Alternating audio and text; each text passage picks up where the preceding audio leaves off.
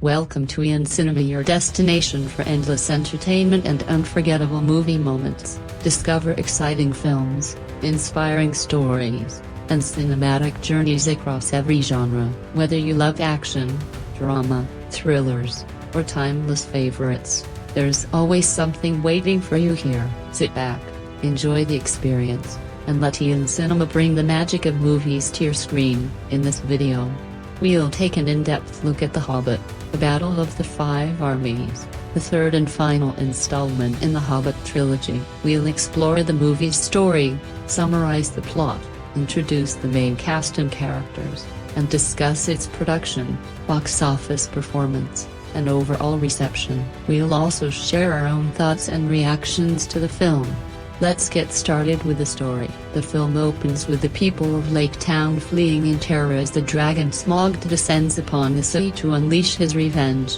While the citizens desperately try to escape, the master of Lake Town and his loyal deputy, Alfred, attempt to flee with their stolen treasure, abandoning everyone else to their fate. Smaug rains fire across the town, reducing entire rows of homes to ashes and claiming countless innocent lives. Meanwhile, Bard the Bowman, played by Luke Evans, struggles to escape from his prison cell. At the same time, his children, along with Toriel, played by Evangeline Lilly, Collie, Folly, Boffer, and Atilda board a boat in an attempt to survive the chaos. Bard's son, Bane, spots his father climbing the town's bell tower to gain a clear shot at the dragon. Showing great courage, Bane grabs the black arrow and swims through the burning waters to deliver it to his father. High atop the lonely mountain, Bilbo Baggins and the dwarf Esagwildan, Balin, Dory, Nori, Ori, Bifur, Gla tilde cubed in, and Bombur watch helplessly as Smaug continues his devastating attack. Their leader, Thranok Henshield, remains consumed by his growing obsession with the treasure and is unable to focus on the destruction unfolding below. Bard repeatedly fires arrows at Smaug, but the dragon's armored scales prove nearly impossible to penetrate. With the black arrow finally in hand, Bard prepares for one last attempt. Smaug mocks both Bard and his son, convinced that no weapon can defeat him, as the fate of Lake Town hangs in the balance. Bard takes careful aim with a legendary black arrow, setting the stage for a decisive and unforgettable moment.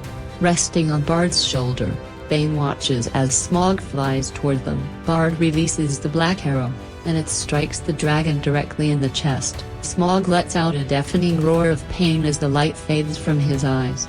His massive body plummets from the sky and crashes into Lake Town, destroying the master and his hoard of gold. Watching from the lonely mountain, the dwarves realize that Smaug has finally been defeated and celebrate their long-awaited victory. The survivors of Lake Town gather the few supplies they have left. Alfred attempts to steal food from an elderly woman, but Bard stops him. The people hail Bard as their hero for slaying Smaug. They seize Alfred and prepare to punish him, but Bard intervenes. As their new leader, he decides that the survivors will seek refuge in the ruins of Dale while the remaining dwarves return to the lonely mountain to rejoin their companions. Collie asks Toriel to come with him, but Legolas steps in and urges her to leave Collie behind. Before departing, Legolas gives Toriel the necklace he had shown her when they first met. The dwarves reunite with Bilbo, who reveals that Thran has begun to lose his sanity under the corrupting influence of the mountain's treasure. Obsessed with finding the Arkenstone, Thran grows increasingly unstable.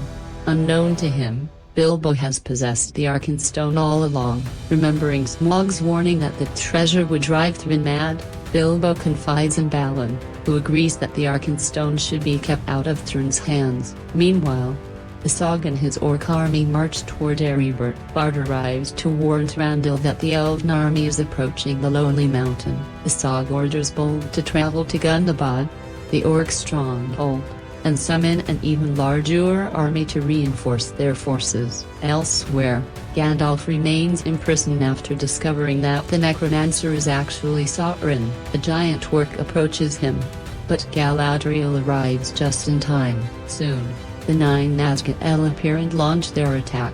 Elrond and Saruman join the battle, fighting back the ring wraiths while Galadriel frees Gandalf. Sauron then manifests himself and attempts to overpower Galadriel, but she unleashes her strength and drives him from Dol Guldur. Exhausted by the confrontation, she collapses. Elrond insists they must warn the free peoples of Middle-earth about Sauron's return, while Saruman confidently declares that he will deal with the Dark Lord himself. After learning that Bolg is heading to Gundabad, Legolas and Tauriel decide to follow him. By this point, Tauriel has been banished from the Woodland Realm by King Thranduil. Thranduil soon arrives outside Dale with his army and meets Bard to discuss an alliance. He hopes to enter the Lonely Mountain to recover the priceless white gems that once belonged to his people, including a magnificent necklace crafted from them. Bard travels to the Lonely Mountain to persuade Thran to join forces with him and avoid unnecessary bloodshed. However, Thran refuses to negotiate, unwilling to part with even a fraction of his treasure. Frustrated, Bard leaves. Inside the mountain, the dwarves prepare for war by putting on their armor. Thran presents Bilbo with a priceless mithril vest, a piece of armor so strong that no blade can pierce it. Yet even during this gesture, Thran speaks with growing paranoia and confusion, completely consumed by his obsession with the treasure. Gandalf eventually arrives in Dale, and under the cover of darkness Bilbo secretly slips out of the mountain to meet Gandalf, Bard, and Thranduil. There, Bilbo hands over the Arkenstone, explaining that he considers it his rightful share of the treasure. He hopes the precious gem can be used to prevent a devastating war. Bard assures Gandalf that he is prepared to fight if it is necessary to protect his people. The following day, the armies of the elves and the people of Lake Town stand before Erebor. Thran the dwarves emerge from the mountain as Bard reveals the Arkenstone, offering to exchange it for a fair share of the treasure. Thran immediately suspects deception until Bilbo admits that he gave them the Arkenstone himself. Feeling deeply betrayed, Thran orders the dwarves to throw Bilbo from the walls of the mountain. They refuse, forcing Thran to attempt it himself. Gandalf arrives just in time to stop him, allowing Bilbo to escape and join the wizard. Bard gives Thran one final choice: peace or war. Thran chooses war without hesitation. Moments later, an army of dwarves led by Thran's cousin, in Ironfoot, arrives to reinforce Erebor. Just as the dwarves prepare to clash with the elven army, the Sog's vast orc army suddenly appears, faced with a common enemy. The armies of dwarves, elves, and men unite against the orcs. The legendary Battle of the Five Armies begins. Meanwhile, Legolas and Tauriel reach Gundabad, where they discover that Bolg has summoned countless orc reinforcements along with a horde of terrifying giant bats. Back at the battlefield, in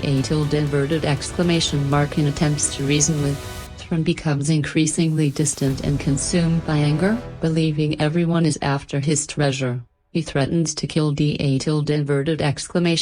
if he refuses to leave. Deeply disappointed, he descends into the Hall of Kings and walks across the hardened gold where he once tried to trap Smaug. As he stares into the golden floor, he imagines the dragon swimming beneath him while he himself slowly sinks into the treasure. Realizing the madness that has taken hold of him, Thran finally breaks free from its grip. Meanwhile, the dwarves use a massive bell to break through the mountain wall and join the battle outside. Bard leads the defense, sending the women and children to safety while the remaining men stand and fight. Alfred, however, proves himself to be a selfish coward, caring only about hiding and saving himself.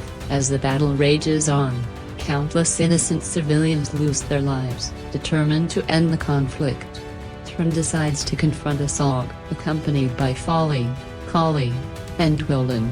He rides toward Ravenhill. Elsewhere, Legolas and Tauriel return. Thranduil forbids Tauriel from helping the dwarves, insisting they were not worth saving and claiming that her love for Collie is meaningless. When Tauriel refuses to obey, Thranduil attempts to stop her, but Legolas steps in to defend her. Together, they race toward Ravenhill to aid their friends. Bilbo, wearing the One Ring, also makes his way to the battlefield, amid the chaos. He reaches Ravenhill, where the heroes confront Azog and his forces. During the fierce fighting, Bilbo is knocked unconscious. Collie is fatally impaled while trying to protect Thran. Collie fights his way through countless orcs before facing Bold. Tauriel joins the battle, but Bold quickly overpowers her and slams her against a wall. Collie rushes to defend her, only to be stabbed through the heart. As Tauriel watches Collie die in her arms, grief overwhelms her. She attacks Bold in desperation, pulling him down the cliffside. Legolas arrives just in time and tries to shoot Bold with an arrow, but he runs out of ammunition. Thinking quickly, he causes a massive orc tower to collapse, creating a bridge that allows him to continue the pursuit. The two engage in an intense battle across the crumbling structure and the frozen waterfall below. During the fight, Legolas notices Thran struggling against Azog. He throws his sword to Thran, giving him a chance to fight back. Legolas then attacks Bold with his twin knives, finally driving one into the orc's head. Bold falls from the collapsing tower and is crushed beneath the rubble, bringing his reign of terror to an end. Just as the battle reaches its climax, the Great Eagles arrive with Beorn, who transforms into his bear form and tears through the remaining orc army, turning the tide of the war. On the frozen river, Thran and Azog face each other in a final duel. Azog attempts to crush Thran with a massive block of ice, breaking the frozen surface beneath them. Thran throws the ice aside, causing Azog to fall into the freezing water. Believing his enemy defeated, Thran watches as Azog suddenly resurfaces, stabs him through the foot, and launches another brutal attack into the ice. And realizing he cannot overpower Azog by strength alone, Thran makes the final sacrifice. He allows Azog to drive a blade into him, creating the perfect opportunity to strike back. Gathering his last ounce of strength, Thran thrusts his sword deep into Azog, killing the orc once and for all. Mortally wounded, Thran watches the battle end before collapsing. Bilbo arrives at his side, and Thran sincerely apologizes for the way he treated him and for the pain his greed caused. He gratefully acknowledges Bilbo's loyalty and friendship before taking his final breath. Heartbroken, Bilbo mourns the loss of his dear friend. After the battle, the surviving dwarves gather around Thran and kneel in respect. Thranduil tells Legolas that he should leave the woodland realm and seek the young ranger known as Strider, hinting at the future meeting between Legolas and Aragorn. Tauriel remains beside Collie's body, overwhelmed with grief. She asks Thranduil why losing someone she loved hurts so deeply. He quietly replies, "Because it was real." Tauriel kisses Collie goodbye, preparing to give him the burial he deserves. As peace returns, Bilbo prepares to leave the lonely mountain. He asks Balin to say goodbye to the other dwarves, only to discover they were already waiting behind him. They share a heartfelt farewell, and Bilbo invites them to visit Bag End whenever they pass through the Shire. Gandalf accompanies Bilbo back to the borders of the Shire. Although he suspects Bilbo still possesses the mysterious ring, Bilbo insists that he lost it. Gandalf offers a final word of caution before they part ways. When Bilbo finally arrives home, he discovers that his neighbors have declared him dead and are auctioning off all of his belongings. He rushes in, proving his identity and reclaiming his home. Once inside, he quietly takes out the ring, keeping it secret to himself. The story then jumps forward to an older Bilbo holding the ring in Bag End. A knock sounds at the door. At first, he says he wants no visitors, but when he hears Gandalf's familiar voice, he smiles and opens the door to welcome his old friend. The film closes with Thran's map of Erebor, bringing The Hobbit, The Battle of the Five Armies to a memorable conclusion. At the box office, The Hobbit, The Battle of the Five Armies earned $11.2 million during its late-night preview screenings, signaling a strong start before its worldwide release. Box office performance: The Hobbit, The Battle of the Five Armies made an impressive start at the box office, earning $11.2 million from Tuesday night preview screenings. This surpassed the $8.8 million preview gross of The Hobbit, The Desolation of Smaug, although it fell short of the $13 million earned by the first film, The Hobbit, An Unexpected Journey. IMAX screenings alone contributed $2.5 million to the Tuesday preview total. Peter Jackson's epic conclusion to the Hobbit trilogy was projected to earn between $70 million and $75 million during its first 5 days in North American theaters. The film began showing in the United States at 7 p.m. on Tuesday before expanding to approximately 3,850 theaters on Wednesday. Internationally, the movie had already opened in 37 markets, including the United Kingdom, Germany, and Russia, where it delivered an outstanding $122 million opening weekend. In North America, an opening in the $70 million range would place it close to the previous two films in the trilogy. The Hobbit, An Unexpected Journey debuted with $84.6 million in 2012, while The Hobbit, The Desolation of Smaug opened with $73.6 million.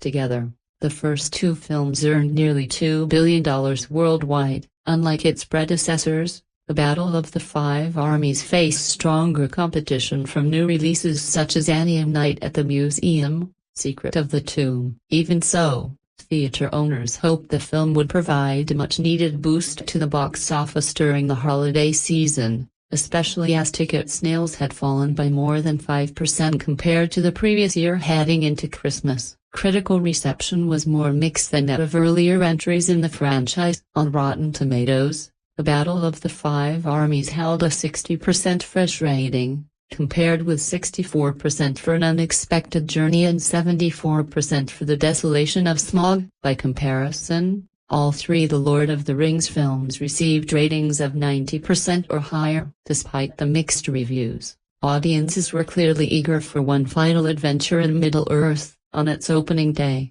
The Hobbit, The Battle of the Five Armies earned an estimated $24.45 million from 3,875 theaters, marking the biggest non-Friday opening of 2014 and the 12th highest midweek opening in box office history at the time. That total included the $11.2 million earned from Tuesday preview screenings. For comparison, An Unexpected Journey collected $13 million from midnight preview screenings in 2012, while The Desolation of Smaug earned $8.8 million in early previews the following year. Since both of those films opened on Fridays, direct comparisons are not entirely equal. However, industry projections suggested that The Battle of the Five Armies could reach $100 million during its first 5 days in North American theaters. Combined with the $122 million already earned overseas,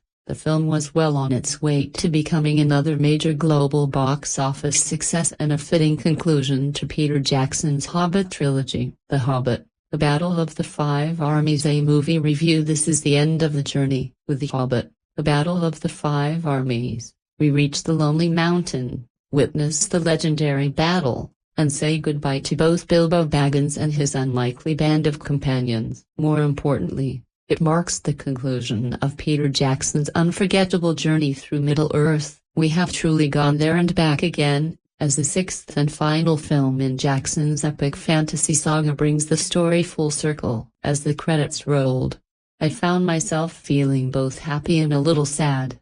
Over the years, I've been both a critic and a fan of Peter Jackson's work. There has been so much to admire in both the Lord of the Rings trilogy and the Hobbit trilogy, along with plenty of creative choices that spark debate. Regardless of those differences, Jackson's interpretation has become the definitive vision of Middle-earth for audiences around the world. While all 6 films have faced criticism, the Hobbit trilogy, in particular, takes far more artistic liberties with J.R.R. Tolkien's original novel than the Lord of the Rings films ever did.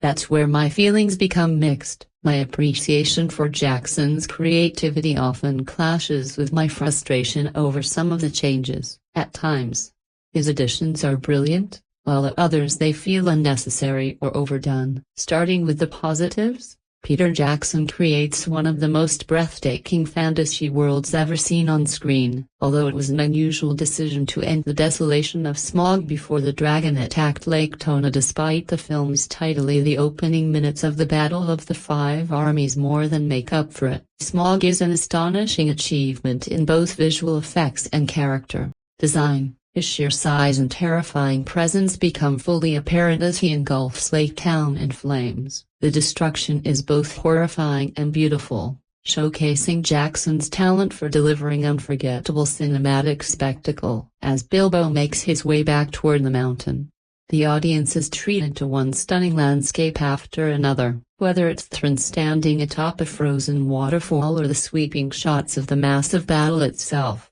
Nearly every frame is visually spectacular. Combined with Howard Shore's magnificent musical score, the film becomes a true feast for the senses. Few fantasy films have matched this level of scale, beauty, and immersion, and it may be a long time before another production achieves something similar. At its finest, this is epic fantasy filmmaking at its best. However, Tolkien's original The Hobbit was never intended to be a grand epic. It was a smaller, more personal adventure. Jackson transforms it into a large-scale fantasy war, and whether that change improves the story depends largely on the viewer. Personally, I can appreciate some of these additions because adapting the novel for modern audiences required expanding its scope. Tolkien wrote The Hobbit years before creating the vast mythology of The Lord of the Rings and the Silmarillion. Jackson draws heavily from the appendices in other Tolkien writings to connect Bilbo's adventure with the larger conflict that eventually becomes the War of the Ring.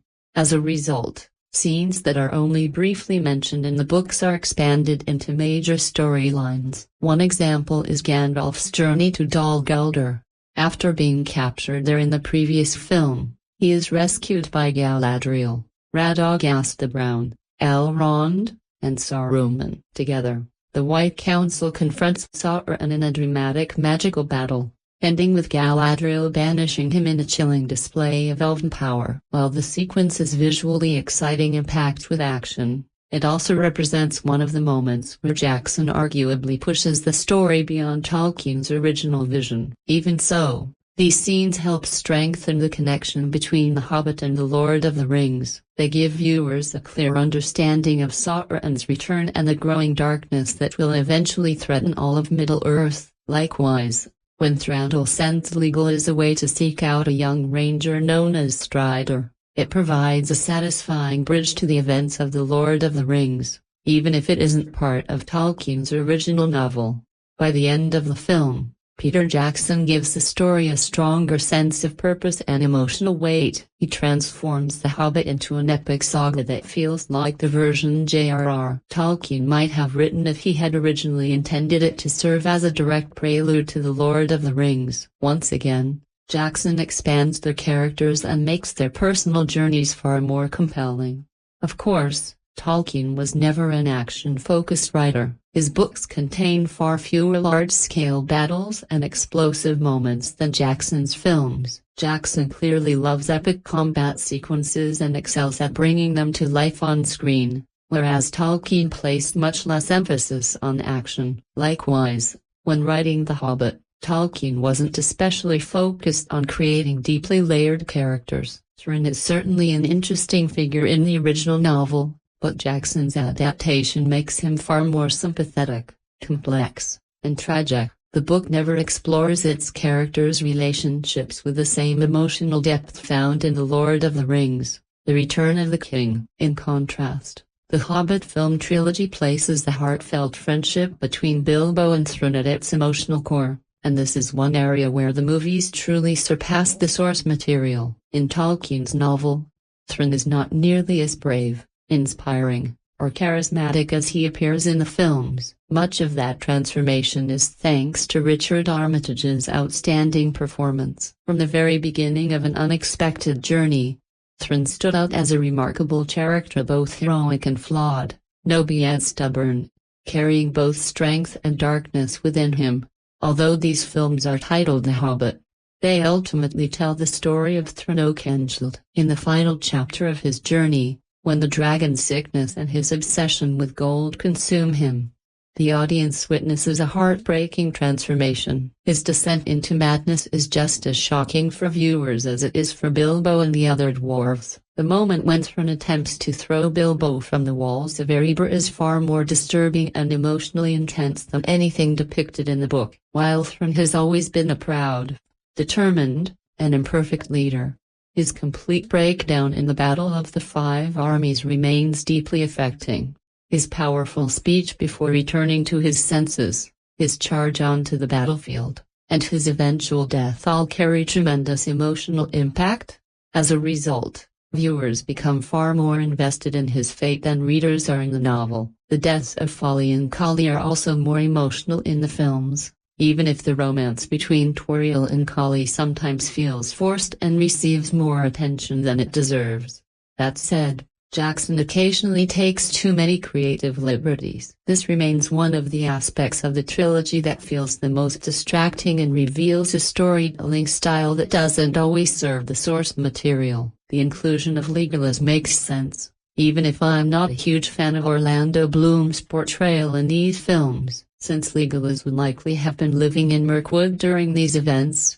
His appearance at the Battle of the Five Armies is believable. I also understand the decision to introduce a significant female character, as The Hobbit is overwhelmingly male-focused. However, Toriel could have been an excellent addition without becoming part of an unnecessary love triangle.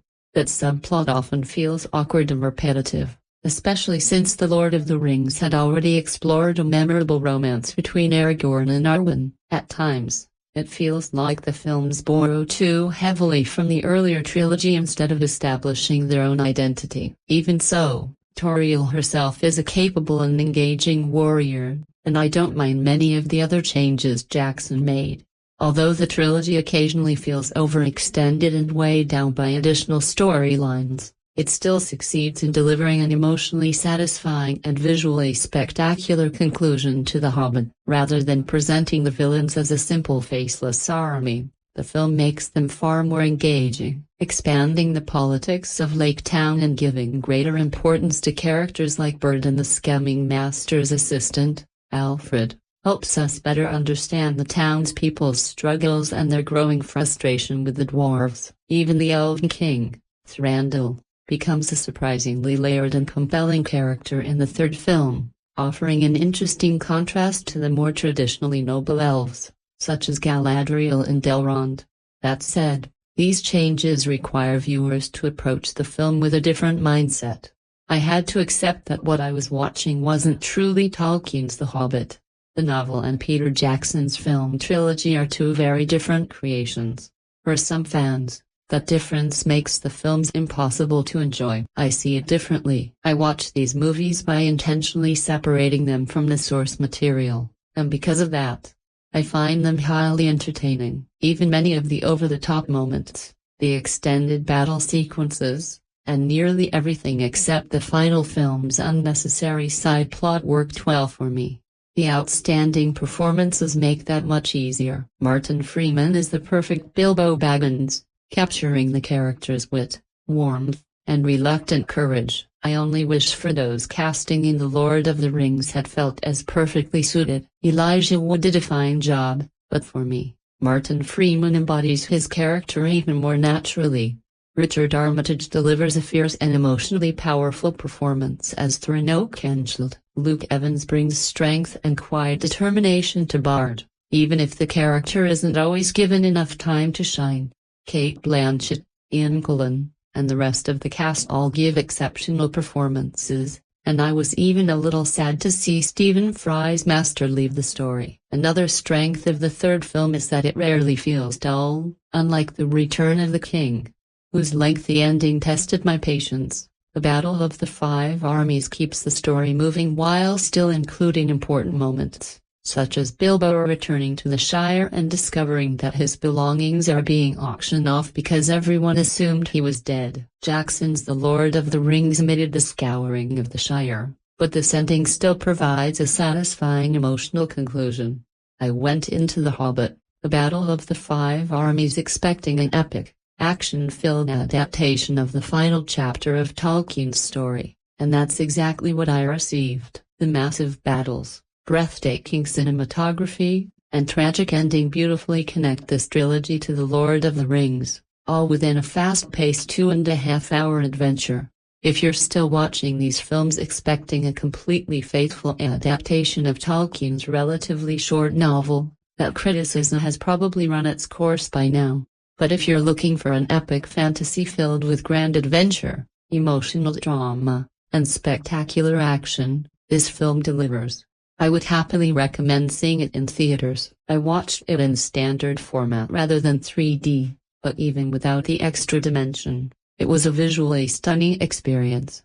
The Battle of the Five Armies itself is one of the most famous events in Tolkien's novel, though it occupies only a single chapter. Peter Jackson expands that brief section into the centerpiece of the trilogy's finale. The result is a visually spectacular sequence, but it also highlights one of the trilogy's biggest challenges. Stretching The Hobbit into 3 films raises important questions. What is the core story? How do the characters naturally progress from one event to the next? Why should we care about every subplot, and where does Bilbo fit into it all? In Tolkien's novel, Bilbo is always at the heart of the story. Even during its darkest moments, he is simply a comfort-loving hobbit wondering how he became involved in such extraordinary events. Unfortunately, the Battle of the Five Armies doesn't feature enough Bilbo. Martin Freeman's first truly memorable scene doesn't arrive until nearly 40 minutes into the film.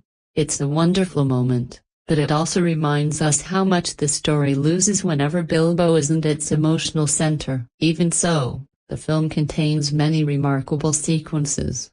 The attention to detail is breathtaking, with each race and kingdom brought to life through rich visual design and impressive world building. At times, however, the movie feels more like an extended conclusion than a fully developed chapter of the story. Unlike The Desolation of Smaug, which felt energetic and adventurous, this final installment is largely devoted to wrapping up the narrative.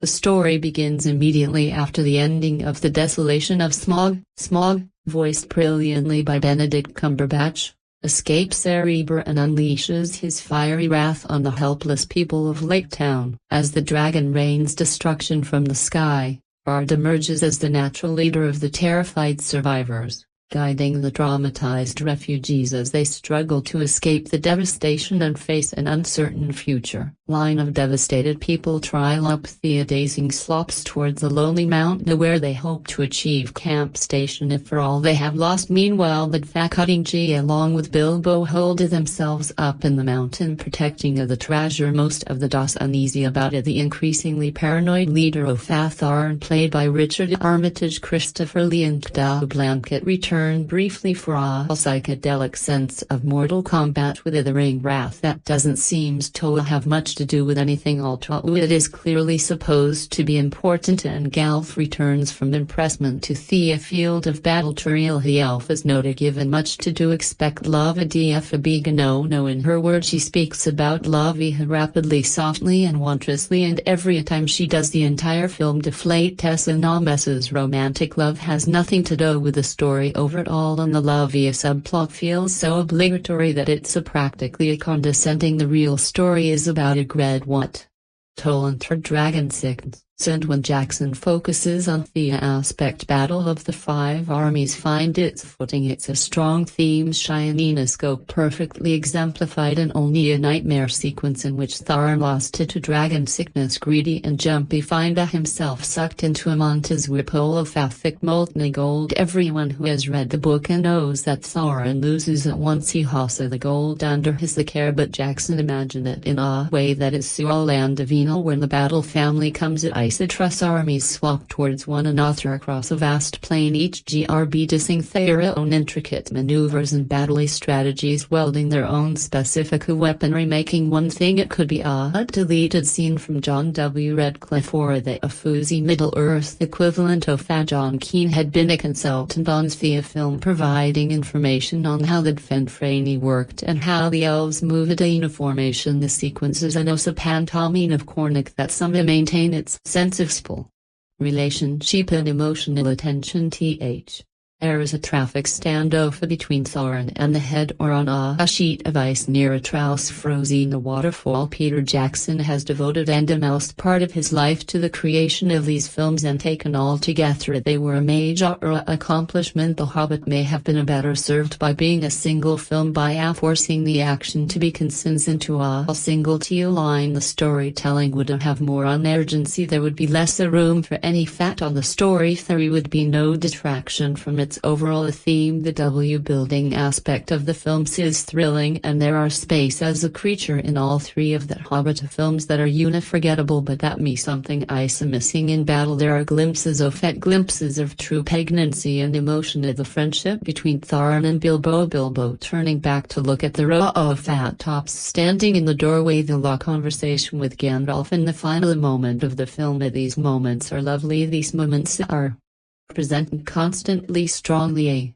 and openly. There is the story. The Lindsay understood the appeal of home of an icy pipe and across the fire of being surrounded by these who know you where your life is safe and your role is set. An Isither out of his comfort zone and must come up with the goods in extraordinary circumstance. Iithro had the same role in the Lord of the Ring astrology. These journeys are epic, and yet they are grounded in those details that make us understand and sympathize how others are constantly underestimated. They underestimate themselves. Tolan's worry traps into a great universal anxiety. Would I be up to a similar task? How would I fear if I were called? Would I be brave, or would I cave at it? B.S. Jackson. The films dig into those questions. The Desolation of Smoke Part 2 in the trilogy, which his reviewer loved, and Isa the strongest of the three, because he never forgets that at the heart of it is a small creature who is overwhelmed by fear and yet who must be brave anyway. And the Hobbit.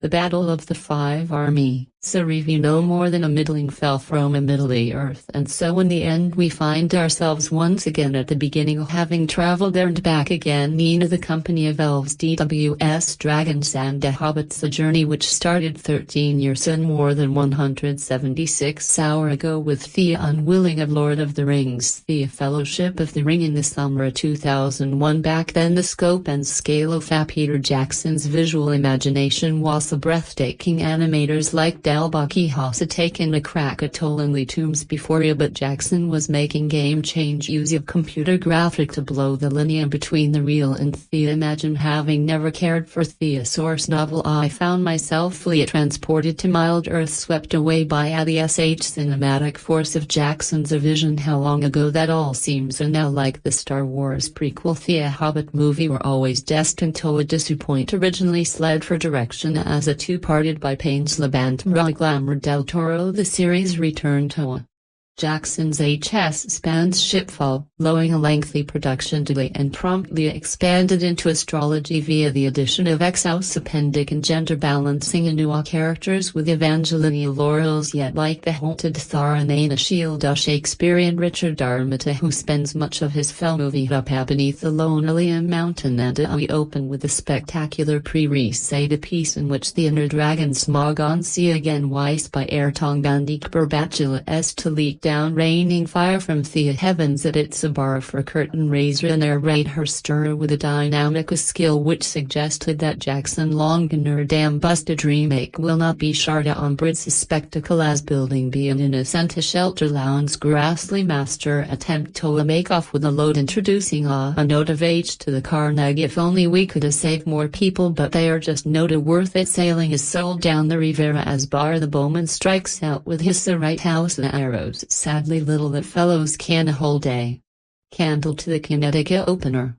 While the second Hobbit film, The Desolation of Smoke, largely dispenses with the endless tea party flooding of opener, an unexpected journey to serve up as succession of fireground thriller rides. Five Armies has more than its fair share of elaborate TR actors reciting a lepton export or emotional dialogue, while bring CGI landscapes rule endlessly in the background. It doesn't help that Jackson shoots every meeting with a panoramic surreal which exter the virtual artifact Lacey, although once hailed as a potential successor to Damlene Jackson and Matika Insects, are hair strongly overshadowed by a computer game aesthetic. Even the Moria action-packed moments suffer from a superfluity of weightless Ronnie Chimpusty action better see to Assassin's Creed, although a scene which one of our mania heroes leaps and fly atop trembling rocks makes him look like he owed in Super Mario. I have expected him to gather spiny gold acorns en route. As for the Arfinale conflict, despite an abundance of goblins, trolls, bat seagulls and massive Dunaza-style swamps is no better of Elma's Deep, yet there's a lovely common memento when the elves leap information over Thea, shielded ranks of dust, catching Thea attackers unaware. But elsewhere, despite the much-wanted darkness of the famed, it's a succession of fat-changing and banging that continues for what seems like an eternity, only without the sense of history in the making. There are of course plus point, most notably the irresponsible Martina Freeman, who has made the role of Bobbins his own, with it frustrated a preservance and tirelessly quizly expression will wrestle the pro-topic Atolanti at the heart of his tale. The My Lady O'Farrich's the corruption of power, which a despect of levity and engaging a brightest no one dreamlin Pret pipe smoking Canna is so keen on the little fellow you really miss him when he's off screen, which is often as the narrative slips either ingeniously addressing some multi-standarded destruction and what of the future since Jackson first set foot in the Middle-earth. We have in the dawn of a performance capture, which originally combined acting with computer graphic and the Wistra projection of the faster 48 frames per second format, in which Atudis and audience-like seems to have you lost both faith and interest. He leaves the SH in red health. The future of fantasy changes forever by his work. The legacy of Tolkien is solemnly assured in the annals of movie history. Now it really is time to move on The Hobbit, the Battle of Five Armies. A review. Smoke the Dragon has risen from his slumber and being unleashed upon an unsuspecting L-town, leaving his rest hard up for grabs, drawn by ancient Drusa and the promise of gold by the Tron-acquainted of mighty army descend on the Trav City of Fairport to better it out for wealth, the power and the fate of Middle-earth. So began a battle that none had expected, and it was called the Battle of Five Armies, and it was very terrible. A spiner of epic tale. He may have been Buddha when it came to the Hobbit climatic engagement. Tolan was not much of a showmanship. The same cannot be said of Peter Jackson, thankfully, who here conveyed his 6-part knitted saga by transforming a few pages of J.R.R. afterthought into a thunderous meal of interstellar warfare. Having navigated the barrel of spider riddle and runs, it's the chance to realize his gigantic 5-way battle royal that clearly prompted Jackson's return to Tolkien, for so much so in fact that most other materials falls by the wayside. Smog Isa unleashed and dispatched in a fleeting 10 minutes his brief but spectacular rain of fire, cut shot by a Managa stopping arrow. Likewise the rising Amanus of Sarnas skipped past with a sterling electricity to make way for the main event. A P-fail was noble struggle between a light and darkness observed from on high. Meet the spare of my new city. Arliss by Andros is a dirty Brom cross at every hack steps and Googfill physically from deep within Thea Sacrum from the moment Helven for W. Theodine Pex to 8 on Rushing Ox. The Bada Taste director reveals in Cornic with a gleeful invention troll act as mobile Sagia engine Bastad draining death from Thea's shoulders, walls collapsing before you, bipodal pattering ramps or ragging Alka mounted Trento, these that resist to excitation, wild in fair upon 10 spouts exploiting from the back of an armored warpig when Thorin Richard Armidfin leads the charge from Thea Gates of Erebor. The glorious rest of a paddle meet in trumpeta area as both hero and just as various SP. This is in large part army tack fought Thorin descent into madness under Thea. Dragonstan is played out with theomanical intensity. His grim rebook of Luke Ivanidis Platic over torture, the exchange framed beautifully by a hole in Erebor barricade and final hallucinate Warrior epiphany upon a floor of perished gold aras.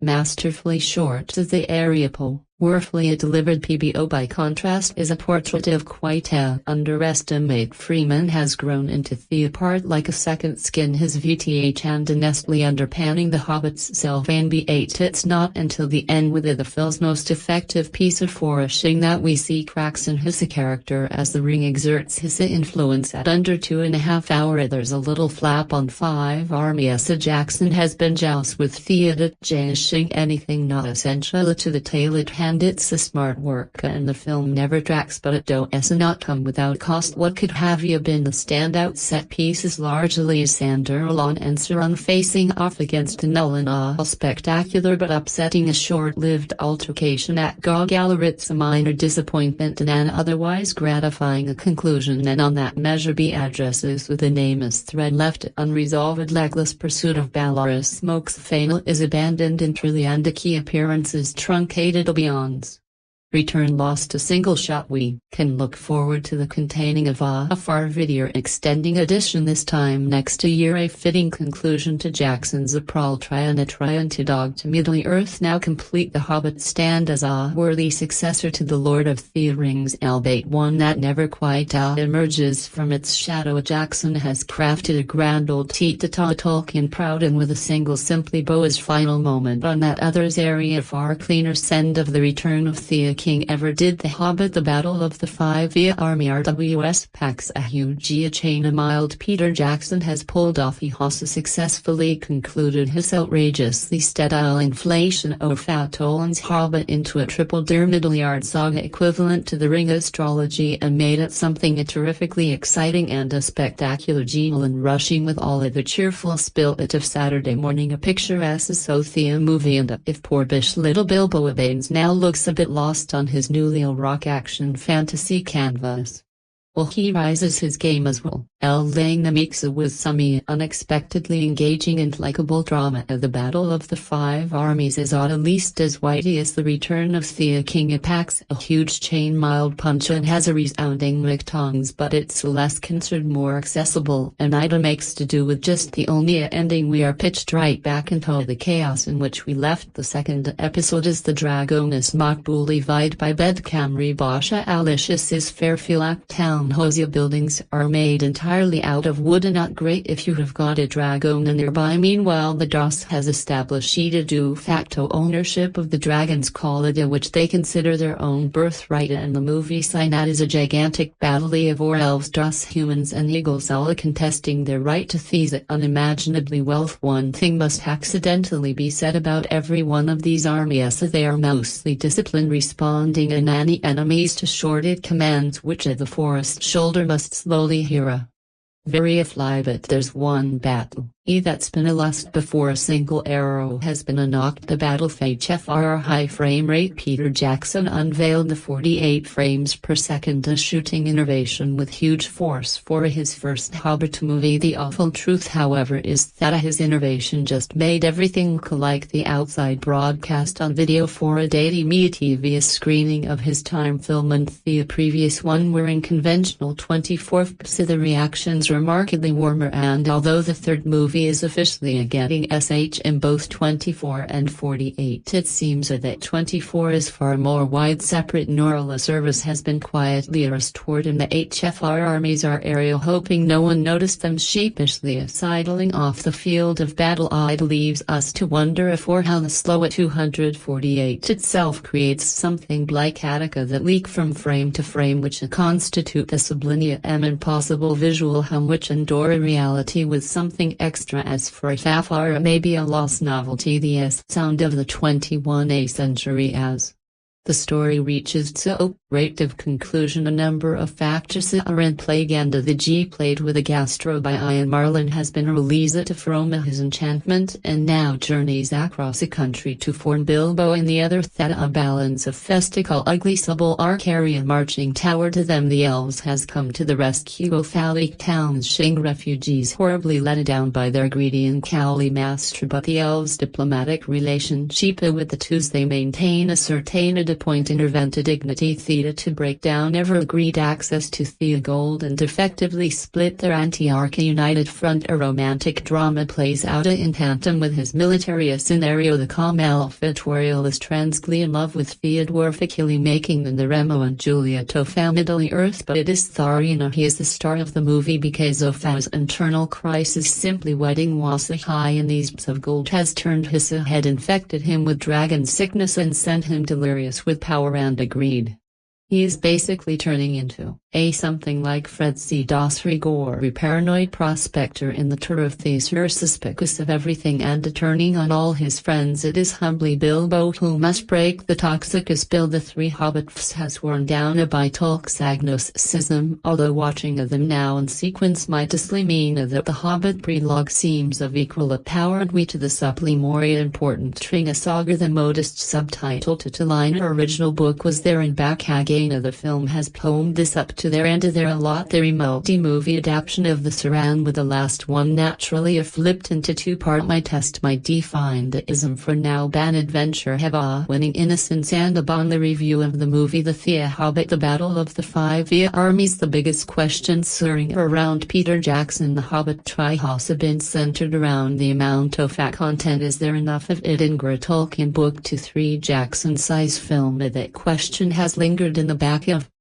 my mind as I have watched back of Thea Hobbit movies. The first time movies sometimes struggle to suitably fill their times, yet they manage to keep me engaged. Now we have Peter Jackson's third Hobbit film and final trip to Middle-earth. It's the Battle of the Five Armies, and I can see where people would say it is scratched too thin, but to Thea question, could the Hobbit have been adapted into 2 movies instead of 3? I think the essential material could have definitely been covered into installment, but at the same time the Battle of the Five Armies actually manage its time better than the previous films. Essentially it's the tri-bega action-packed ending. The vast majority of the films is spent building up the cinematic battle and then letting go with an epic-sized blowout. I had fun with it and it was far from this newsfest I feared it would be. The film picks up exactly where the last one left off. There is no time jump, there is no setup. Smoke the dragon is Lucy and attacks Lake Town B.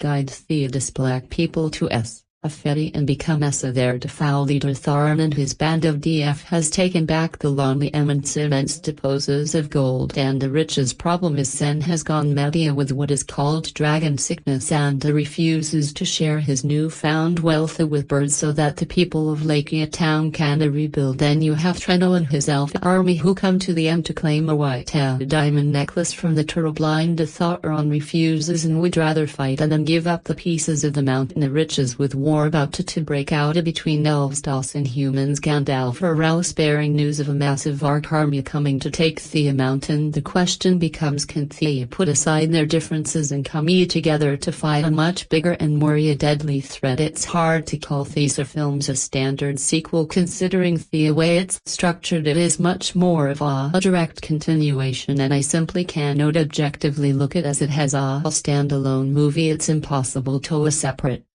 it from the previous film, and anyone watching this one without seeing a part 2 will undoubtedly has a lesser experience. But as a follower of the series, I think the film does a good job of picking up the story and bringing it to the conclusion. The performances are strong and steady and the effects are simply incredible. The action fuel final hours featured some the great sword play and a cool host of creatures. But let's face it, the series have several things working against it. Almost impossible to keep from comparing it to the superior The Lord of the Rings. First let's take the character. I love Bilbo, Tharn and Gendel, but the secondary characters, while good, are not up to those in Lord of the Ring. Then you have the big conclusion itself. The big sprawling final battle is extremely cool, but it carries almost no connection to the previous 2 films. In Lord of the Ring, the build up to the big fell started in the first film. Everything worked toward that epic point. In this film, the battle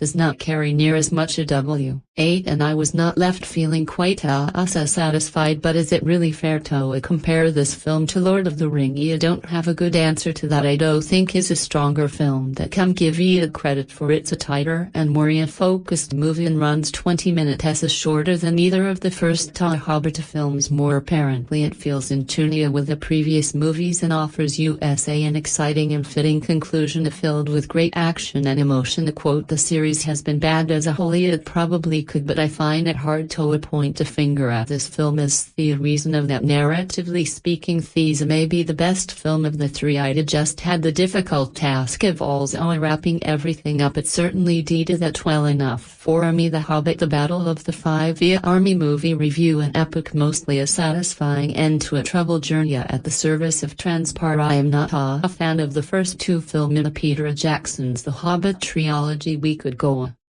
into greater depth, but that would take a good long while. I have already detailed my issues elsewhere. I find them tedious and dull and almost completely lacking in all of the thing that make me love J.R.R. Tolkien, a novel that's at the latest and final chapter in the franchise. The Hobbit, The Battle of the Five Armies is not only the best of the series by a mile, it's a damn entertaining and a mostly a satisfying and to a troubled hour-long journey. Battle of the Five Armies is still much more concerned with serving as a prequel to The Lord of the Rings and connecting to a larger mythology than with actually telling Bilbo's story. But is a film this one far from a perfect work as well as an actual feat of storytelling. It's also much looser and less than the other installments. Like, now that they have those films out of the way, Jackson is free to go nuts. You picked up right where she left off last time with the Dragon's Mock Freeman Sherlock co-star Benedict Cumberbatch in a Marvel film motion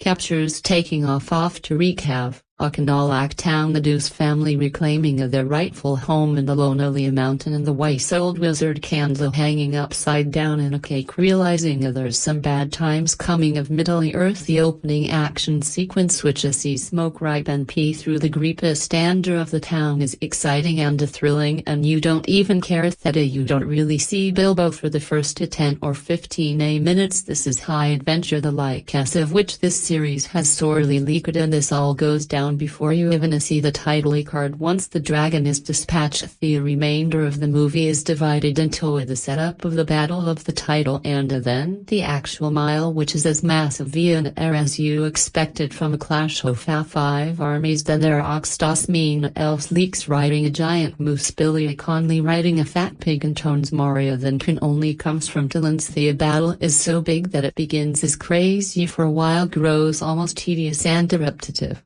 and then gets good again. Conflict goes on for so long that it's actually able to evolve over time and gain a second vine its roots in the most epic possible way. Here Jackson uses a similar strategy to the one he employed in The Return of the King. Most of Five Armies is about a single continuous battle, but within the constant fighting he finds a time for smaller, more personal moments. From a character perspective, the narrative is primarily about Thorand and Shieldfall and ultimate Tower the redemption. He becomes obsessed with the hearts of gold and treasure in the mountain, turning on his own people, unwilling to honor his word, and basically becomes a total day. But Bilbo is not willing to write him off. It's easy to overlook the dominative Hobbit in the midst of his swirling chaos. Tall Legolas and others are out there fighting, beer heroic and giving these big epic speeches, and Bilbo just this little guy. He is unsure of himself and not much use in hand-toned combat, but he is steadfast in his devotion to his friend, to the of making hard choices that will get his ass and standing by his vis, making up for the League of Battle skill by with sheer determination. He is the one thing in this film that is quiet and reserved, while everything is pro bombast. It's within these moments waving into the larger battle where the connection between Thorin and Bilbo comes into play and develop, where the Hobbit shows how vital he is in the big picture, with much more to work with here than elsewhere in the French.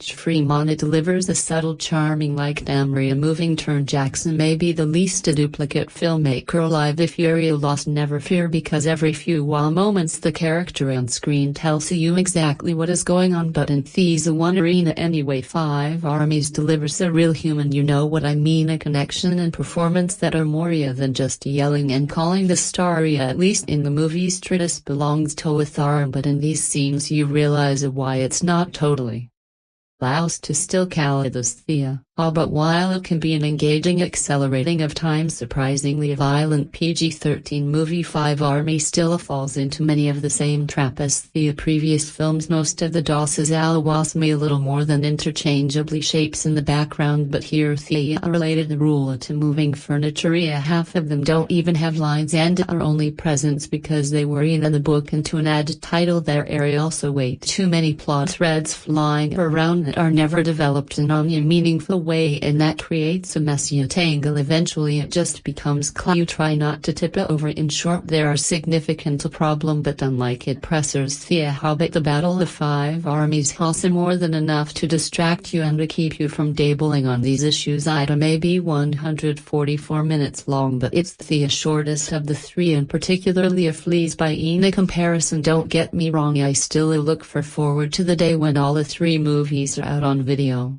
And as someone see the saga down to a single movie that sticks closer to Tolan book but for now I will take what I can get and this is not a bad why The Hobbit The Battle of the Five Armies is the worst Peter Jackson's The Hobbit movie. Every time Peter Jackson returns to Middle-earth we expect something special. All of his Lord of the Rings films got Best Picture nominations and while the Hobbit films have not lived up to the achievement of the first three movies they have had their moments in my views of an unexpected journey and the desolation of smog. I find things to like about each film despite their flaws, so following the trajectory of the astrology I hope The Hobbit The Battle of Five Armies would be the best of the bunch. Imagine my disappointment to find out it was the opposite. So The Hobbit of the Five Armies review. Here are the reason why The Hobbit The Portal of Five Armies I say the worst Jackson's Hobbit movie Return of the Kings vs Battle of the Five Armies. When Peter Jackson's last concluded anthology he made one of the best film of all time. The Lord of the Rings direct Return of the Kings is a masterpiece. It's a film I will watch and get emotional about anytime it's on theater because not only does it work as a fantastic cap on a great story, it works perfectly as its own story. There's a beginning, a middle and a few ends, all of the big action and emotional beats area on within the movies you are watching. The fact you have two movies with messy characters beforehand only a blaster that fact a character like Aragorn or Frodo is a different persona not only from the beginning of the try to the end, they are a different persona from the beginning of the one movie to at the end of that movie. The way the film stands on its own even more so than the previous two films is that make it so special. I say all of this because the Hobbit The Battle of the Five Armies does none of that. It fails by doing exactly what it's supposed to do, being the third act of a story. The film is 144 minutes of almost non-stop action and in a real arc. It has some dazzling excitement but it feels too resonant because it all leaks emotional weight. It's as if Jackson took what should have been the final 30 minutes of this movie and scratched it by 2 hours, but you have left with is a very beautiful, suitable, exciting film that feels completely empty. The first two films are essential components. Make no mistake, if you have not seen the last two Hobbit movies, the Battle of the Five Armies is not for you. The film quite literally picks you PS. Also that one ended with the dragon smoke attacking Lake Town. There is no prologue or training files to get you back into the movie. It just starts and this event, which many consider the climatic moment of the book The Hobbit, ends before the title of the films come up. Big jaw-dropping moments cancel each other at once. That John Jackson move all his space to his place on the board and they just go at it. Those iconic unforgettable action moments in Return of the King the Rowanster plan out of fields Avens kill the Wiking Aragorn arrives as Gundar with a goose army. Those are great moments that give goosebumps. Well, the Battle of the Five Armies is basically a 2-hour string of those moment after moments of incredibly feasts of battle that eventually lost their war because they're all up against each other. When we saw Legosa take down an elephant in To Return of the King, it was amazing because we hardly never see him do anything quite like that in this movie. He's got at least 5 moments on par with at defeat little character development. Those moments would be okay if they help progress the character in any way. They don't. Very little in the Battle of the Five Army does anything to develop any character from there where they were at the end of the last film. By far the most dynamic and thin, because at the start of the film he is called a dragon sickness, which mean he's been doggo made by God, much like his grandfather Rina. The paralogue of the film, it's no huge spoiled to see he gets over it, and that a change which is done in a VLREIS the most broad character gross in the entire film money and one scores are settled 1-0 the Jackson decision that works in the call to reduce the jig 10,000 on 10. Battle stuff it's in there, but most of the fighting is much more intimate. He gives almost every single main character they chance to shine, which is nice, but coning the area basically just continually interacting with each other. 80% of them will be taking place over one day in one place. None of that really stands up. The end credits area the best part, so the Five Armies fight and the action is great, and our heroes from the previous Sims have their shining moments. Then once the dust has settled, you are expecting the good stuff. A Jackson family make a seemingly spetched his Lord of the Rology, where these half works. When Yah has finished the battle, he creates a pretty solid final. A few wow moments, the ending and the credit the particular are the beautiful arc to the rest of his Rology. Eventually it tries right back into the Lord of Rings just as the first film begins. Short and sharp to change, however the connective tissue we expected. Another aspect is not that strong.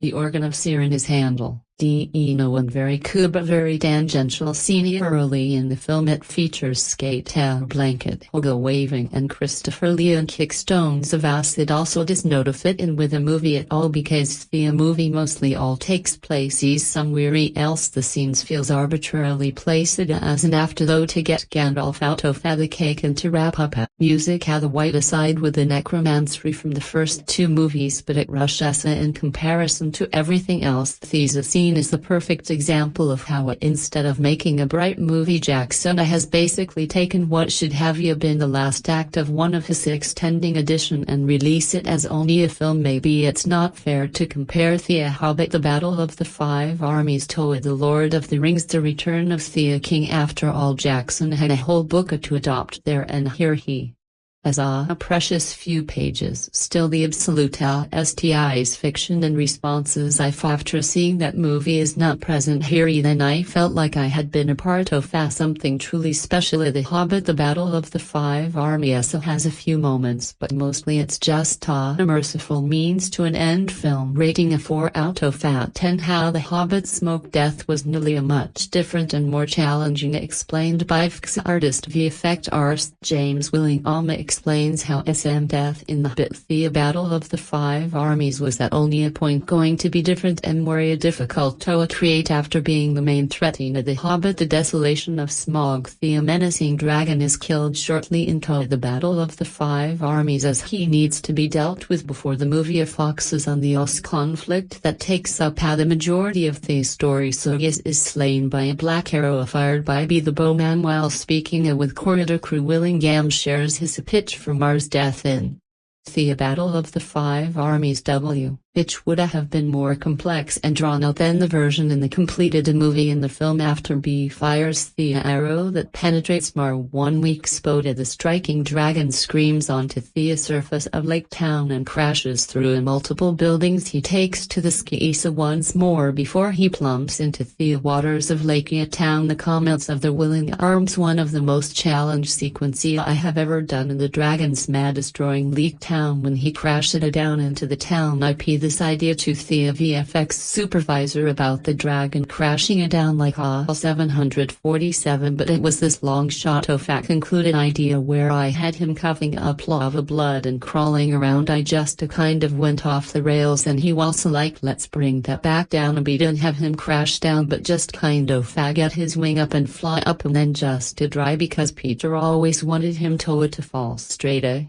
Music. A Downhouse mocks movie death compared to a Thea movie or to Thea book. In the book by J.R.R. Tolkien, and in the third Hobbit film, B kills Smaug by firing his final black arrow into Thea one spot, and Smaug's not covered in a protective scales. The novel and Thea movie take different approaches to how Ba discovered his weakness. The book features a talking thrush hoofly as it word passes Smaug attacks leak tone, and the talking but informs B of SM's weakest spot in the hollow of his left breast, with the knowledge provided by the thirst bar knows how to defeat Smaug and chooses his bow to fire the arrow accordingly. There is no thoughts that helps B in the movie as SMSTSB. He noticed the dragon's weakness through his own observation before Bard makes his discovery. The movie makes the scene more dramatic and more tired as he realizes that his bow has broken and he has no way to save himself. His son beside him or the town from SMB has to craft a makeshift bow and study the arrow with the help from his son in order to successfully fire the arrow while the battle of the 5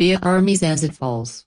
The movie is successfully more dramatic and more personal for B than in the book. It give him more agency within the makeshift B, working with the son and realizing Smaug's weakness with how relying on the thirst willing and vision could have made the scene more of a spectacle, but the final version works and is one of the more memorable scenes from a Hobbit. To try the ending of the Hobbit explain, it has been 2 years since Bilbo said I am ganged on an adventure as he gleefully bonded out of the SH following after Gandalf and quite a merry gathering of the wharf, and here we came to the end of Will's story of Torrens of T.R. Toyle's boot at the beginning of the tale of the Lord of the Rings. Like a lot of people, I was a spectacle at the money grab of dividing a one short children books into 3 films and having the saga. I still believe 2 would have been enough Buddha that might have robbed us of some of the magnificent of his 3rd installments, so maybe I should eat my parts. The Battle of the 5 Armies is, I think, the best of the Hobbit films. It has everything that made the first entertaining action scene Miranda memorable character, but adds back in the heart and character development missing from last year's installment. Some of my usual complaints remain intact, namely I don't think Peter Jackson knows when a film is long enough, and his battle scenes and one-on-one fight reflect these of it all. Is all I love it opening with the burning of Leon was a nice idea. It set the stage of immediate action. It exits the major villain of the former film in dramatic of action, and it paves the way of all the youngest writing characters' stories that follow. It sees the rise of B as an unlikely heater. It brings the arrival of Royal and all the including family's strife, and it shows up early signs of Thorin descend into anxiety. He stands not watching Lake Town Barnes but staring at the mountain at the grated door, thinking of the truth contained within his heart is not with the sing of people of the town, reaping the disaster of his arrogance in challenging Smokia, but with a missing arc. And Stonia Thorin's journey has been at the heart of the saga from the beginning. Of Thieves is the only film that truly brings Theta into focus, because it builds on the change in him and his descent, his redemption, and then finally tragically his death. For me, the most heartbreaking moment in the film was him laying in Bilbo's arm taking his last breath as the tearful Hobbit assured him that the Eagles are here. It's alright, then the battle is won, but it's too late. He died early, but he still died. The wig of scene is still death, like a barn where he turns from the darkness at the end. It's a nice reversal for the other scene. For the first time, it is a Hobbit who cradles a king, while so subtle that it might get a lost at time in the overwhelming drama of 5 armies covering upon one place. The plot arc surrounding Trentials talked on my heartings, the hugely distrain full of a dislikable Alvin King's heart extracted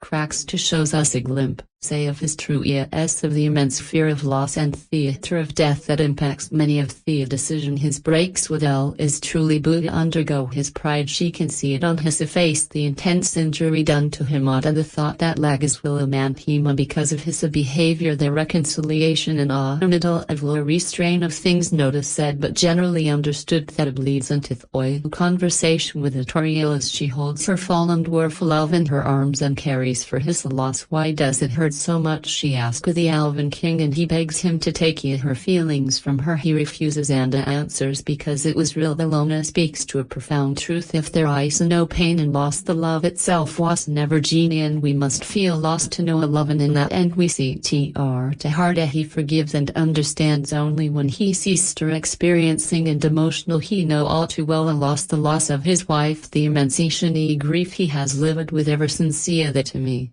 is more tragically romantic, than any star-crossed elf dwarf romance on screen in a handful of lines, and a passionate look is told a love story even more impacting than what unfolded on screen. But without Toriel and Kree we would never have seen it. It is thus the intense but repressed emotions that draw me so to the elves that make me enjoy having them on screen. Even if I debrief the scene with Alod and Glayla was a short too but awesome, it ended Sablia with a struggling threat that I have a suspect there is more to come in the extending edition. But it was fun to see Andrew deliver one of the best line: "You should have stayed dead," and leap into a defend Gadriel, who then turns on the full force of Nana against the darkness and moors into a great and terrible queen, and finishes Sean and Toamura given her full-on Goda transformation. All I can say is no wonder that he think her a great elf, which I love the scene preceding it, but it's not sure how I feel about the interpretation of her. It seems dark to a dark. She looks able she is no and you must wonder why it is the power of Nana against the Dark Lord that transforms her appearances, or is it that she is a reflecting evil while fighting it off? It's puzzle me and is the only element I'm uncertain of, but I thought the confrontation was done well. I hope there is more of it to come. In terms of sting enjoyment, I think this may be my favorite of all 6 film. I like the characterization and the emotional depth of it. How did you feel about it? Just to tell me in the comment section. The Hobbit: The Battle of the 5 Armies ending features a 45-minute battle sequence. Billy by to try and performed in credit songs with a title like The Hobbit after 5 Armies. There are pretty high expectation for a rather in-looking battle sequence indeed. Peter Jackson has revealed that the film concluded with a 45-minute fight during the climax of the Armies of Middle-earth all descend upon the lonely mountain now that the Darth Drayer of Erebor is no longer being guarded by the fearsome Ragonis. Mog Jackson is currently putting the finishing touch on the film during post-production in anticipation of its December 17th release, but he recently talked a bit about planning the battle sequence with you, and also unveiled some rather massive-looking concept art. Additionally, Warner Brothers has announced that Lord of the Rings actor Billy Barty will perform the closing credits song "The Last Goodbye," which he co-wrote with the filmmakers. Hit the jump for more on The Hobbit: The Battle of the 5 Armies. A climatic action sequence as well as the end-credit song, including Jackson's thought on how these Eagles would have made a lot of the rings much more shorter. Speaking to you about the Tulara climatic battle sequence, Jackson says he and his team have installed a rule that hopefully keeps the emotional focus on all the main characters. We have a rule that we are not allowed to go more than 2 or 3 shorts of analysis people fighting without cutting back to our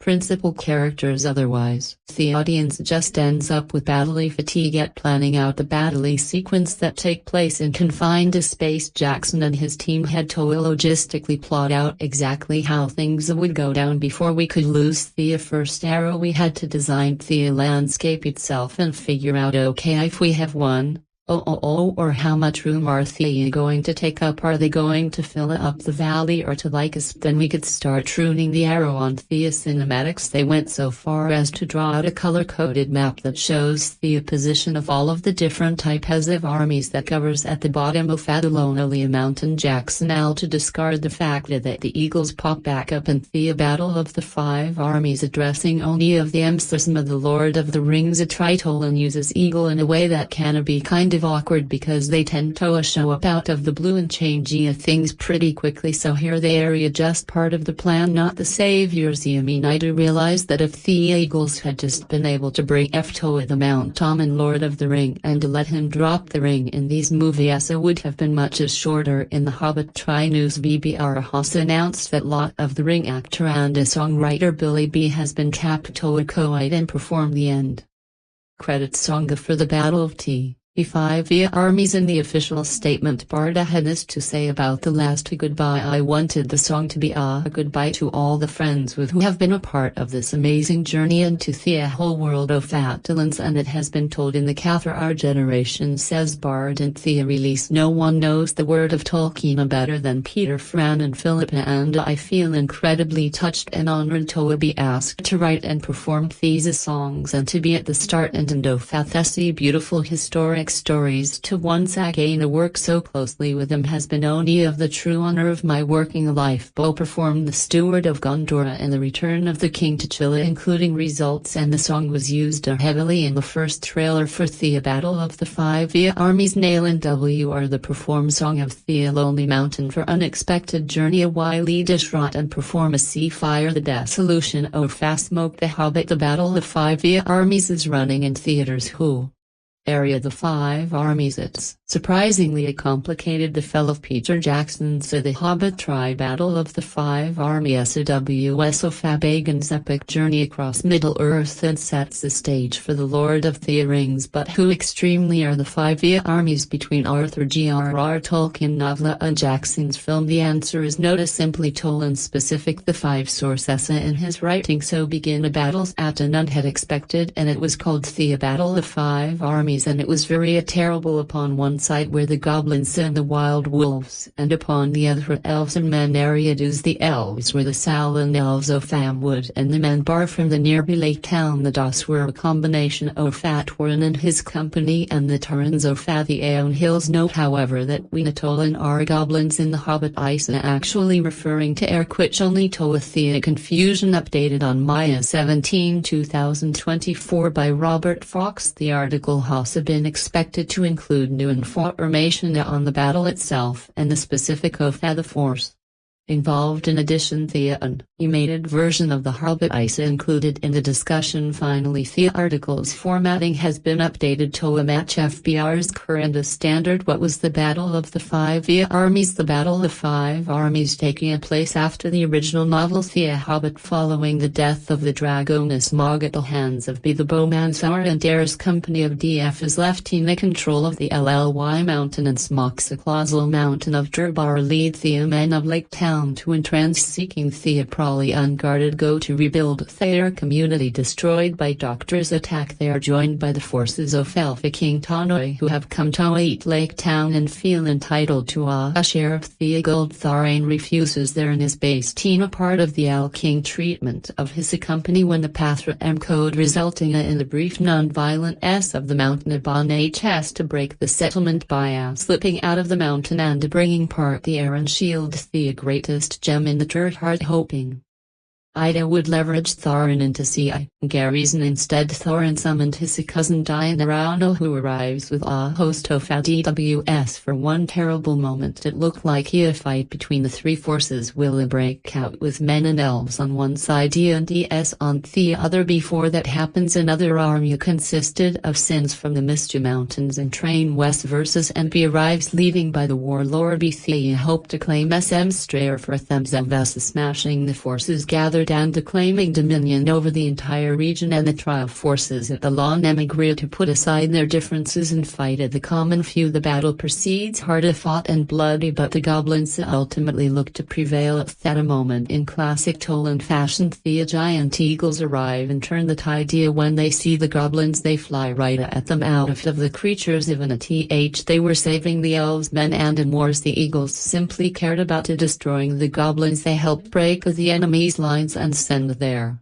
forces packing. Thorin is killed. D in the fighting, and Dan GRS brought his share off his theatre, allowing him to rebuild Leakton and sing a portion to the Elf King and Ariamps. Bilbo takes only two small chests, one filled with gold, the other with silver, and return to the SHE victory along with this funny magic ring that leads directly to the events of the Lord of the Rings, who were the 5 armies and the Hobbit men, their leader what be the Bowman men from Lake Town elves, the leader of Fat Royal from McW Tharn and Shield and Aaron for the Lonely Mountain, the Arona Hill goblins are Mount Gabag Thayer leader Warlock and Bul from Thea Misty Mustaine Arc the Jeager, their leader Wariosak and Bulk from a Milkwoodly West, the Misty Mountain Eagle from Thea Misty Mountain. The most honest answer is Theta. The 5 armies are the men elves, Ardosa and the Eagles. However, the former answer depends on which source you consult. Tolkien Jackson are animators Arthur Ranking and Jez Boss, who directed Thea 1977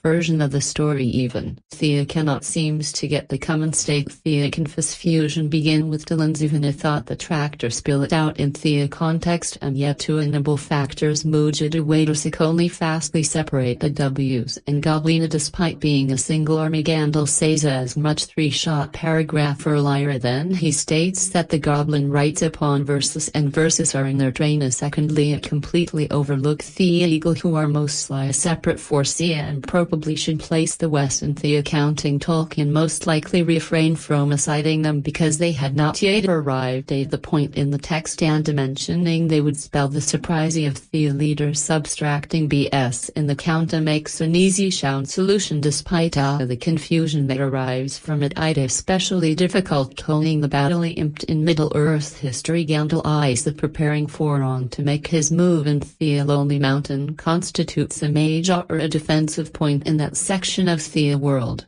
Victory in the Battle of 5 armies keeps the mountain under Diva worship control. Ting improved a relationship with Lacktown and the Wood Elves, otherwise the Ark would claim it and create a threat to all of the neighboring communities. Tolan's outline read the full impact in his appendix to the Lord of the Rings as the Lonely Mountain becomes a buller for Sauron fuse and stimulate the attacks of his armies while Frodo and his friends destroy the ring. In a light of that, the confusion starting exactly which army is the which takes an added importance. Jackson changes to the 5 armies don't clarify things. Jackson does not include the Eagles in the list of forces in the Battle of the 5 armies either in the documentary Beneath the Thunder Forging a Battle of 5 armies, part of the extending edition of Jackson's Try the forces area listed as men elves DWS. The Ark of Dora surrounds Keepinwood and the Arks of Mount Gabad in the Misty Mountains, so not only does he not include the Eagles but he also replaces Dan's white walls with a separate 8 groups of orc that allows him to more formally incorporate the subplot entailing Gandalf execution to Galar, which he can only briefly mention, but which the movie tried to develop had length to remember that other key figure area involved in the Battle of 5 armies including Gandalf, Bilbo and Bunt the Skin Charger, although none count as an army. More confusion arises because the Goblin and Orc are dedicated at separate races. In Jackson's Lord of the Rings and a Hobbit films, Dylan uses the term Pin and Orc interchangeably as they are relatively similar in his lore, although Father ultimately asks her, and that's why Thor's Elvis sword is called our Goblina Clava, but the Govern called it simply a bigger. Even in the names of weapons, the term for Orc is not consistent, which might cause misunderstandings when figuring out who was involved in the Battle of the 5 armies. Jackson divided them into suspicious to visually distinguish thema on screen. An orc from Doraria, typically smaller and greener than Tsurona Jirai from Aeson God, who can move in our daylight unhindered. At the same time, goblins live underground in the Misty Mountain. The Fellowship encounters thema in the mines of Moria. The Ori had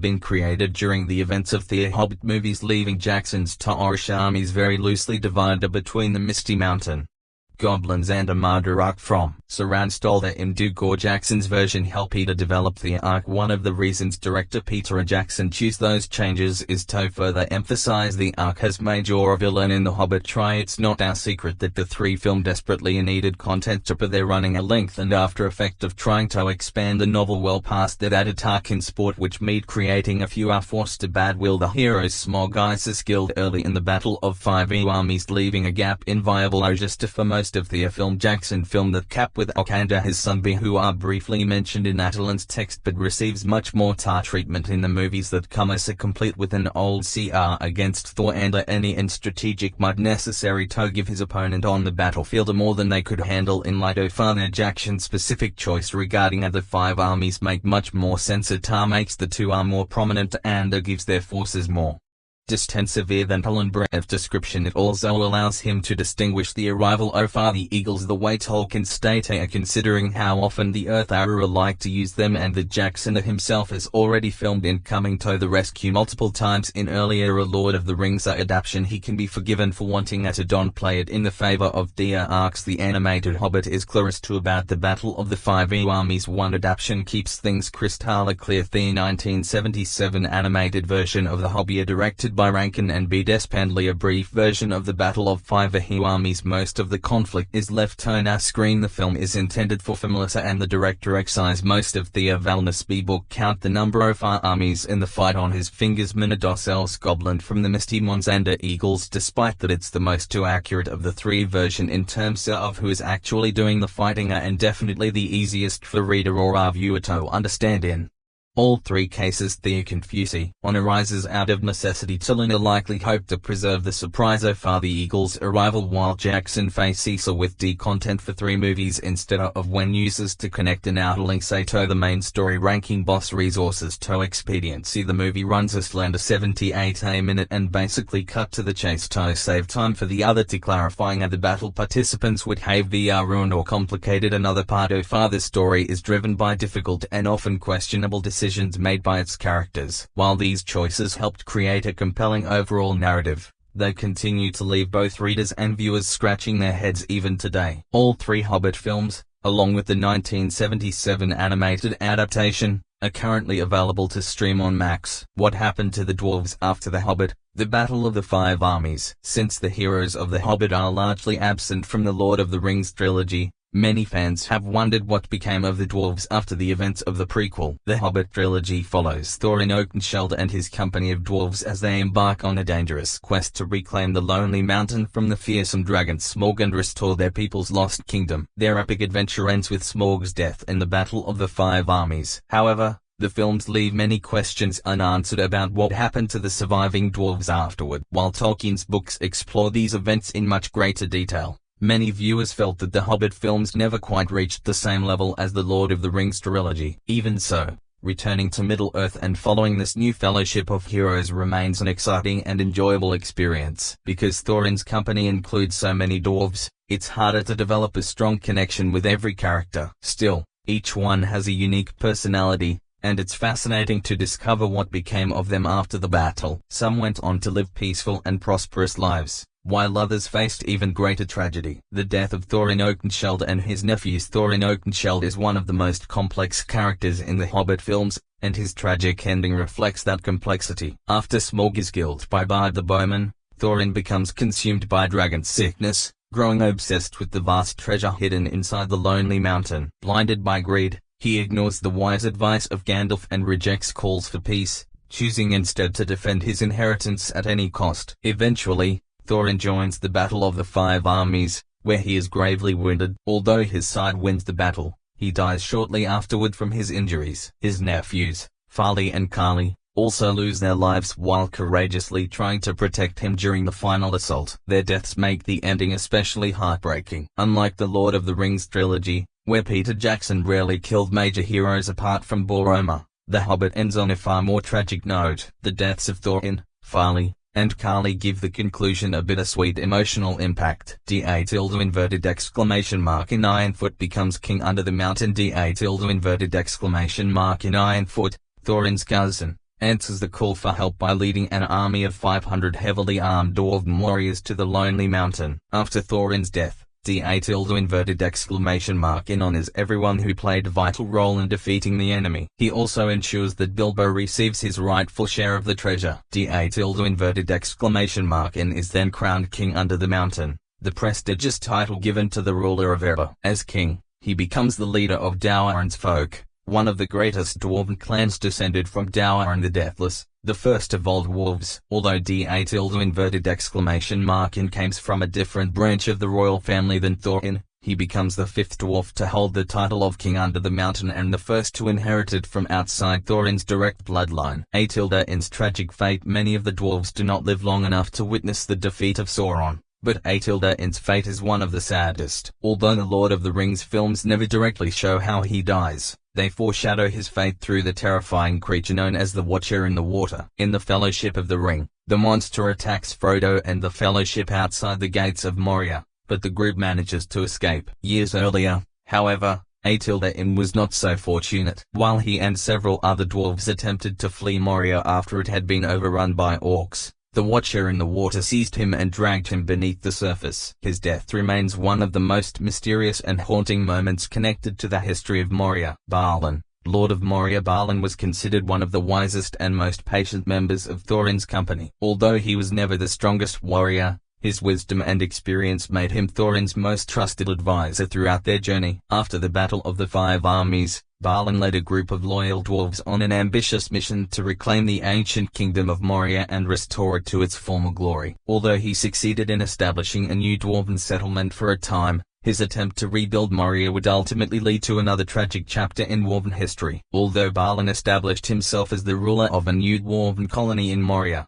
the settlement was never large enough for him to officially be called a king. Sadly, his rule came to a sudden and tragic end. After spending decades fighting to reclaim the darkest parts of Moria, Balin was eventually killed by the orcs that had overrun the ancient kingdom. The Fellowship of the Ring later discovers the fate of Balin's colony when they take the dangerous shortcut through Moria. There, they read the Book of Mazabeel, which records the final days of the dwarves. The deep halls of Moria are just as terrifying as the vast kingdom once was, making it a grim and haunting place for anyone to meet their end. Atilda is another unfortunate character who loses his life before the War of the Ring. After the Battle of the Five Armies, he enjoyed many years of peace and prosperity before joining Balin's expedition to reclaim Moria. During the colony's final stand, Atilda helped bury Balin in his stone tomb before taking up arms against the invading orcs. As one of the keepers of the records, he also contributed to the final entries in the Book of Mazabeel, the very account later discovered by the Fellowship. In Peter Jackson's films, Ori is even shown holding the book before Gandalf retrieves it. Ori,